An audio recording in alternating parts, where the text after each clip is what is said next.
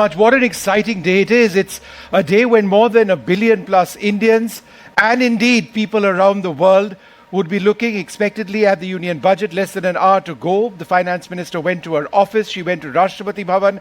There will be a small meeting of the union cabinet inside parliament. She is in parliament right now before the budget gets presented. There are so many key issues that we are looking at.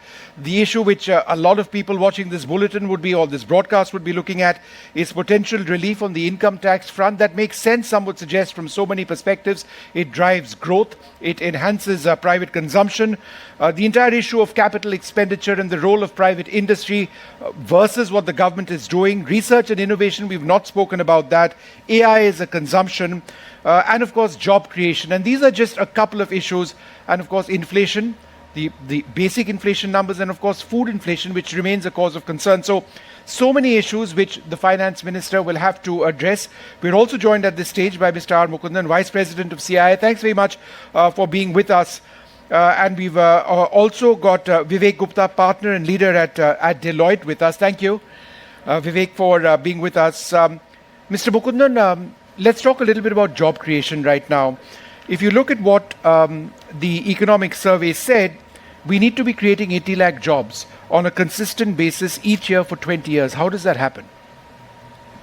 So, Vishnu, I think in terms of jobs itself, when you meet people all over India, I think jobs is certainly a community issue, but I think from the industry side, skill is also equally an issue. So I think the focus on skills, how do you transform our youth to be highly skilled, I think is very, very critical. I think government has done a terrific job when it sort of, towards the end of its term, in looking at credit scheme by which you could get credits for your skills, upgrade your skills, and private sector can play a role now. Companies can certify skills, which is a new change which they brought about. I think this is going to be a wonderful change because companies can then drive the skill development within the youth.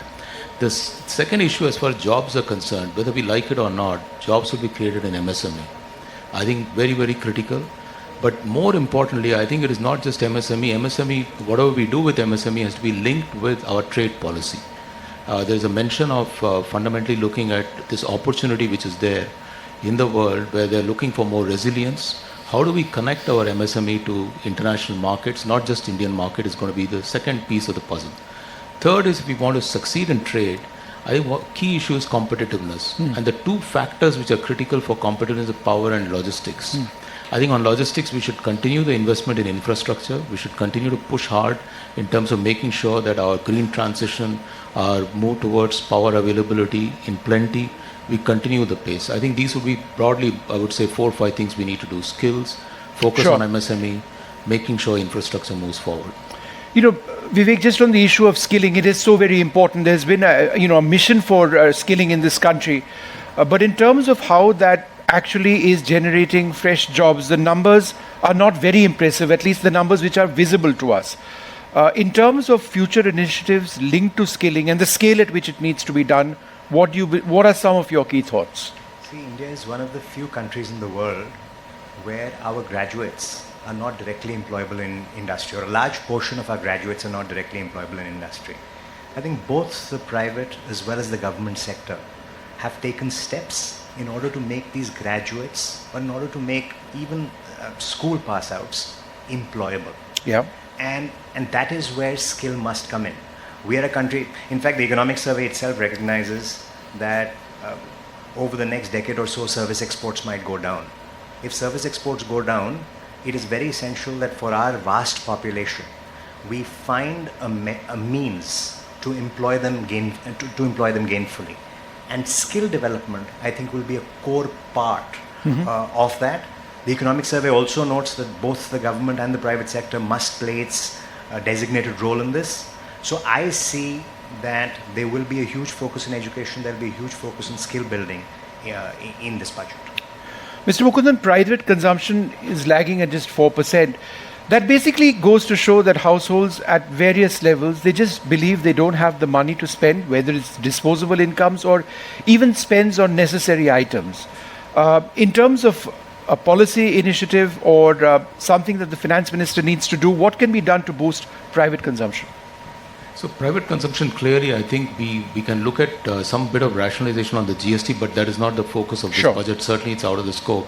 And I think government is making some effort in that direction.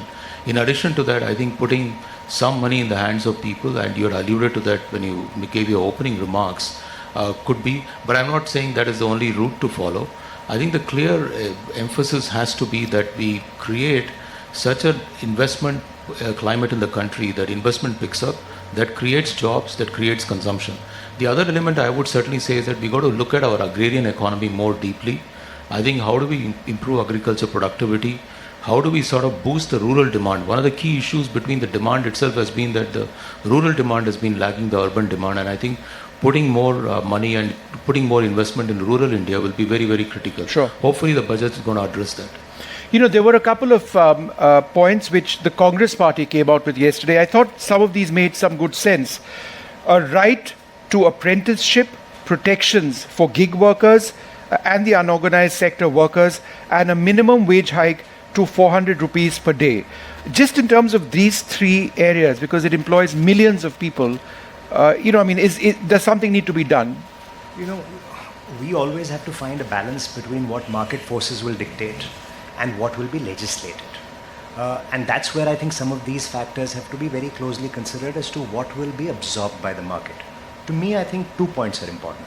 A, if the mass of population coming into the job market is skilled, they will in any case get what they deserve, and therefore some of these protections are not needed. Point one. Point two is a very important point that he just made. Ultimately, and the economic survey also recognizes this, sustained investor interest in the economy is what will create a virtuous cycle. Yes. So we have to work on, and the preface to the economic survey notes that it's not easy. No. Because of global factors. Yes. They've pointed out 3 factors, 2 of which are not in our control, but one is. And the one that is in our control is to provide a policy framework in the country which allows investors and encourages investors to invest into the economy. They've spoken specifically about interpretation on issues such as taxes, transfer pricing, and so on in the very preface to the economic survey. It's not often that the economic survey is directly translated into budget provisions. Right. But I am hopeful that this time's economic survey, which recognizes such specific issues, therefore finds resonance with the other colleagues of the Chief Economic Advisor who would have framed the budget. You know, Mr. Bhutani, we haven't really spoken about one key aspect. For the last several budgets, we've always looked at it through the prism of the impact of COVID. Are we done and dusted with that? I mean, can we now go well beyond COVID, or COVID held us back for so many years and therefore we are where we are right now? Are we well beyond that? I'd like to believe that we are well beyond COVID. In fact, the concern is that the post-COVID recovery for the last 2 financial years has been so rapid and so robust that the concerns are on where will we end up with the growth rate for the current financial year, and what is it that the Chief Economic Advisor is predicting for the next year. I think unlike the prior economic survey reports, the current incumbent has been very, very conservative. Imagine projecting a growth rate for India less than what the IMF and the ADB has projected. They projected in the range of 7%. But they were being conservative, and he said so as well. To 7%. Imagine a economic survey pointing out to more challenges rather than opportunities. And his way of pointing out the opportunities carries rider for everything. If we need to attract 150 multinationals to expand on the global value chain, this is what we need to do. If we need to increase the FDI, this is what we need to do. In fact, he's gone ahead and identified that the marginal drop in the FDI is not a concern, but the repatriation of profits that occurred, which ordinarily is deployed for investment, is a concern.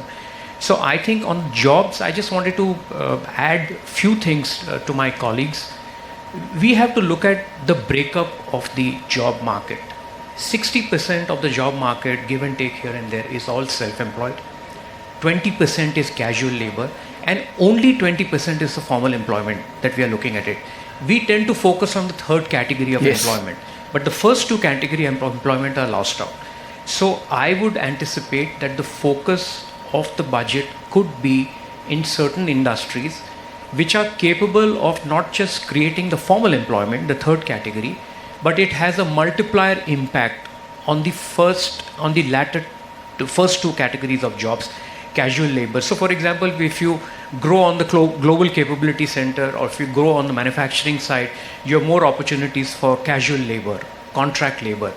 If you give impetus to growth for global capability centers or for logistics, you have more opportunities for self-employed categories. So I think that seems to be the focus, because you cannot double up the third class of job seekers Sure. who are really the formal employers. We've got a quick reaction just ahead of the budget coming in from the Union Minister Prahlad Joshi. Let's listen in. तीसरी बार finance budget पेश करने वाली budget होने वाला है, और जो माननीय प्रधानमंत्री जी के नेतृत्व में भारत का जो आर्थिक प्रगति हुआ है, उस प्रगति और भी आगे बढ़ेगा। प्रधानमंत्री जी के मार्गदर्शन में माननीय निर्मला जी जो रख रहे बजट, तो विश्व में आज भी अभी तेजी गति से जो बढ़ने वाले से नीचे कर फास्टेस्ट ग्रोइंग इकोनॉमी जो है, और हमारा ग्रोथ भी जो अच्छा है, उसके लिए पूरक जो होगा वैसा ही बजट रहेगा। और ये विश्व में जो हम तेजी से बढ़ रहे हैं, आगे भी बढ़ेगा। सर, एक चिंता इन्फ्लेशन को लेकर के Just another quick question for Mr. Mukundan before he leaves us, and we promise to grab him and bring him back later on during the day. You know, the global picture is not very good. I mean, there are two wars taking place right now: Russia, Ukraine, the Gaza-Israel situation. The Red Sea is in a mess right now. We don't live in a very happy environment. We never have, actually. You know, when one talks about India's success economically at this stage, how closely does it continue to be linked to what's happening around us? So let me give you a counterpoint. Actually, we are in a better place despite all this. It could have been far worse. We should look at the positive. Number one, I think interest rates have peaked. They're going to come down. Despite all the strife around the world, the energy costs are almost stable. This is an opportunity for us, rather than, because they will end at some point, and when it ends, it's going to be even better than this. So I always say that it's actually a very opportune time to plan long term. At the same time, going back to your job issue, I think CI has been saying for long that for gig workers, we need to adopt the labor code, social security. Hopefully government moves on that. But going back to the main point which you raised, I think we're in a good place despite all the issues. We are. Let's hope that remains that way. And if that uncertainty wasn't there, imagine perhaps we would have had an even more beneficial impact. Any point that you'd like to make on the environment that we live in? The only additional point that I'd like to make is, globally, lots of dry powder exists in terms of investment in various global opportunities. India has to be competitive to attract its fair share of the global dry powder. Whether it's private equity funds, whether it's corporates, whether it's thanks to COVID or otherwise, I think people are sitting on a lot of dry powder. We have to make sure that we continue with the environment to attract capital. All right, as Mr. Mukundan takes leave, just for a little while, I just wanted to, let's just return to those images, that footage, if we can, of what's been happening a little while back with the finance minister now in Parliament. Let's roll that footage. He was with the president a little while earlier on as well. That's what has been taking place now for the last little while. We'll stay with these images for just a while.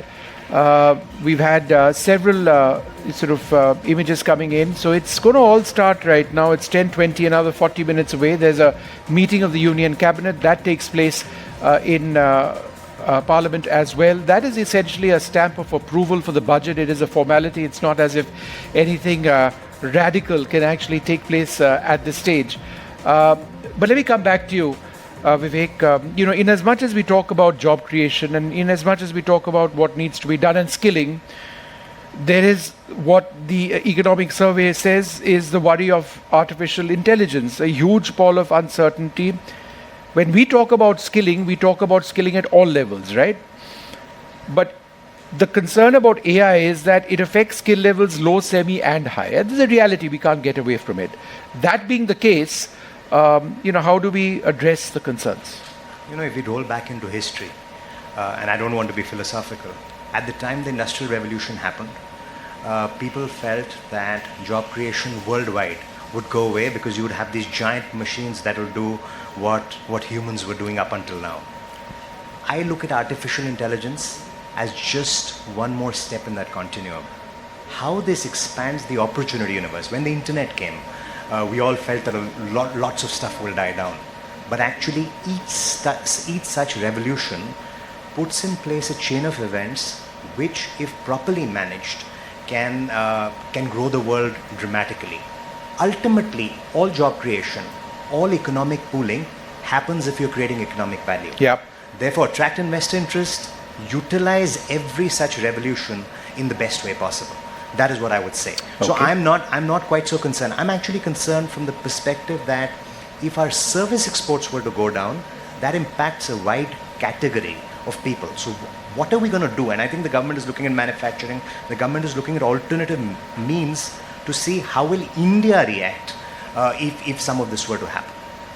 We're also joined by Ashwajit Singh, founder and managing director of IP Global. Mr. Singh, thanks very much for being with us.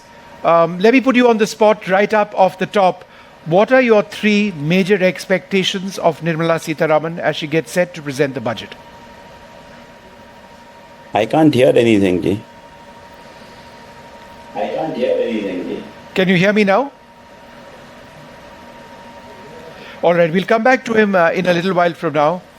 But let me, in fact, go back to you, Mr. Hotani, and let's focus on a couple of other issues. There's this stark gap between the headline GDP figure, which is great. Forget about the Indian numbers, the international numbers are phenomenal, and weak consumer demand. And in a sense, that's the overriding sort of message of where our economy stands. How would, shrinking that be perhaps the biggest challenge before this government? See, a large part of the inflation figures are arising due to food inflation. Pulses, dal, prices of tomatoes, so on and so forth. If you look at the rise in prices of these food products, it's largely supply constraint driven. So one of the recommendations that's coming in the Chief Economic Advisory is that RBI should stop looking at food inflation as an index to be able to thrust a host of monetary policies to correct it. Instead, the government should look at enhancing the direct transfer.